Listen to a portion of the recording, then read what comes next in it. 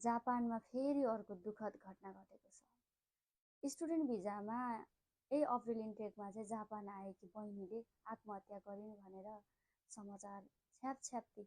कति भनौँ के मैले तपाईँहरूलाई, कति भनौँ के, यो मेरो भिडियो किन जाँदैन के तपाईँहरू सामु, किन तपाईँहरूले सुन्नुहुन्न के, किन तपाईँहरू यस्तो लापरवाही गरिदिनुहुन्छ कि अर्काको ठाउँमा आएर।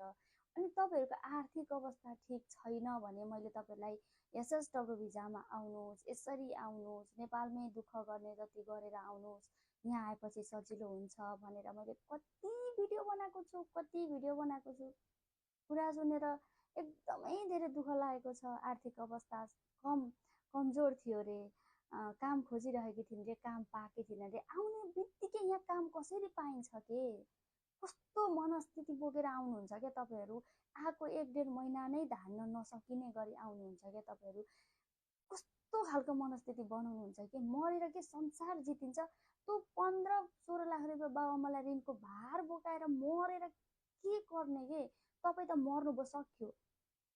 त्यो बाबुआमालाई अब हिँडिरो त्यो ऋण कसरी तिर्ने, त्यो घर अब डुबेन, तपाईँ मर्नुभयो, त्यो संसार डुबेन, के गरिदिनु भएको क्या तपाईँहरूले। यो तपाईँहरू भिजा आएपछि खुसी, तपाईँहरू भिजा एप्लाई गरेदेखि तपाईँहरू किताब हेर्नुहुन्न, तपाईँहरूलाई दुःख गर्न मन लाग्दैन नेपालमा। तपाईँहरूको आर्थिक अवस्था कस्तो छ, मेरो बुवा आमाको स्थिति कस्तो छ, मेरो दाजुभाइ, मेरो घर परिवार कतिको सपोर्टिभ छ, अनि विदेश पठाउनुहुन्छ छोराछोरी, अर्को महिनादेखि पैसा पठा भन्न थाल्नुहुन्छ कि घरबाट। फेरि यो समस्याले गर्दा जापानमा फ्याटी विद्यार्थीहरू मरिदिन्छन्। अनि के भन्ने के तपाईँहरूलाई मैले, तपाईँहरूको आर्थिक अवस्था ठिक छैन भने तपाईँहरू एसएसडब्ल्यू भिजाबाट आउनुहोस्, नेपालमै दुःख गरेर आउनुहोस्। यहाँ आएर चाहिँ विभिन्न समस्याहरू आउँछन्। स्टुडेन्ट भिजामा फ्याट्टै आत्महत्या गरिदिनुहुन्छ। महिनै पछि, हप्तै पछि जस्तो घटनाहरू घटिरहेका छन् कि तपाईँहरूलाई कसरी सुनाम कि यो दुःखद घडीमा। हामीलाई त यो मुटु चिरिन्छ, कसरी त्यो परिवारले सहन्छ होला। कति भिडियो बनाएको छु मैले, यो भिजामा आउनुहोस्, यो भिजामा आउनुहोस्, यसरी आउनुहोस्, यो गर्नुहोस्, यति पढेर आउनुहोस्।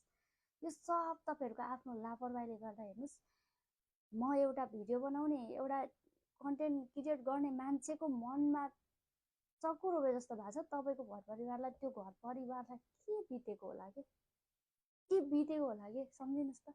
भोलि तपाईँहरू यो घटना यसरी जो कोही तपाईँ हामीले घटायौँ भने त्यो परिवारलाई के बित्छ, यति कल्पना गरिदिनुहोस् क्या। त्यो परिवारको लागि भए पनि हामी बाँच्नुपर्छ क्या। यत्रो ऋणको भार बोकाएर आएर फ्याट्ट मर्दिने हो। सुनाइ साध्य छैन साथीहरू, प्लिज बरु नआउनुहोस्। आउनुहुन्छ सहज नेपालमै दुःख गरेर आउनुहोस्, धेरै बाटोहरू छ जापान आउने, तर यसरी फ्याट